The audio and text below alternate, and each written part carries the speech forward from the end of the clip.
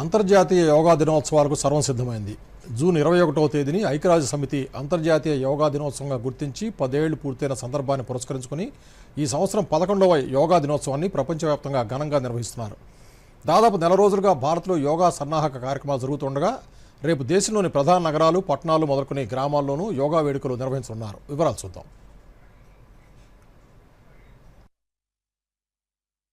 11వ అంతర్జాతీయ యోగా దినోత్సవాన్ని ఘనంగా జరుపుకునేందుకు ప్రపంచ దేశాలన్నీ సిద్ధమవుతున్నాయి. భారత్ ప్రతిపాదన మేరకు ఏటా జూన్ 21వ తేదీని అంతర్జాతీయ యోగా దినోత్సవంగా ఐక్యరాజ్య సమితి ప్రకటించింది. దీంతో దాదాపు 200కు పైగా దేశాల్లో రేపు యోగా దినోత్సవాలు జరగనున్నాయి. ఈ ఏడాది యోగా ఒక భూమి ఒక ఆరోగ్యం ఇతివృత్తంతో వేడుకలను నిర్వహిస్తున్నారు.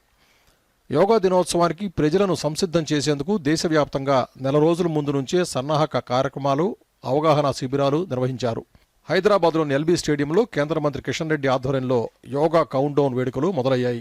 యోగా దినోత్సవాలపై ప్రత్యేక శ్రద్ధ చూపుతూ గత 10 ఏళ్లుగా ఈ వేడుకల్లో పాల్గొంటున్న ప్రధానమంత్రి నరేంద్ర మోదీ రేపు విశాఖపట్నంలో జరగనున్న యోగా డే వేడుకల్లో పాల్గొంటారు. కేంద్ర ఆయుష్ మంత్రిత్వ శాఖ నిర్వహించే ప్రధాన వేడుకల్లో పలువురు కేంద్ర మంత్రులు, రాజకీయ, సినీ ప్రముఖులు, యోగా గురువులు, సాధకులతో కలిసి ప్రధాని ఈ వేడుకల్లో పాల్గొంటారు. యోగాంధ్ర పేరుతో ఆంధ్రప్రదేశ్ ప్రభుత్వం విశాఖ తీరంలో ఈ వేడుకలకు భారీ ఏర్పాటు చేసింది.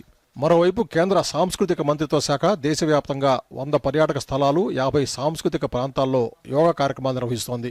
ఐక్యరాజ్య సమితి అనుబంధ విభాగం యునెస్కో ప్రపంచ వారసత్వ స్థలాలైన అస్సాంలోని చెరైదేవ్ మైదాం, గుజరాత్లోని రాణి కీ వావ్, ధోలావీరా, కర్ణాటకలోని హంపి, పట్టడకల్, మధ్యప్రదేశ్లో ఖజురహో, సాంచీ స్తూపం, ఒడిశాలో కోణార్క్ సూర్య దేవాలయం, మహారాష్ట్రలో ఎలిఫెంటా గుహలు, తమిళనాడులో తంజావూర్ బృహదీశ్వర ఆలయం వంటి వారసత్వ స్థలాల్లో యోగా వేడుకలు నిర్వహిస్తోంది.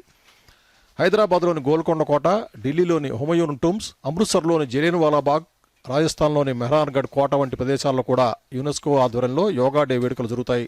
రాజస్థాన్లోని మెహ్రాన్గఢ్ కోట వద్ద నిర్వహించే వేడుకల్లో కేంద్ర సాంస్కృతిక పర్యాటక శాఖ మంత్రి గజేంద్ర సింగ్ షెకావత్ పాల్గొంటారు.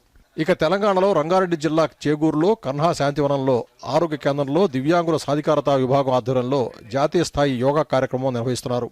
ఈ వేడుకలకు కేంద్ర మంత్రి డాక్టర్ వీరేంద్ర కుమార్ ముఖ్య అతిథిగా హాజరవుతారు.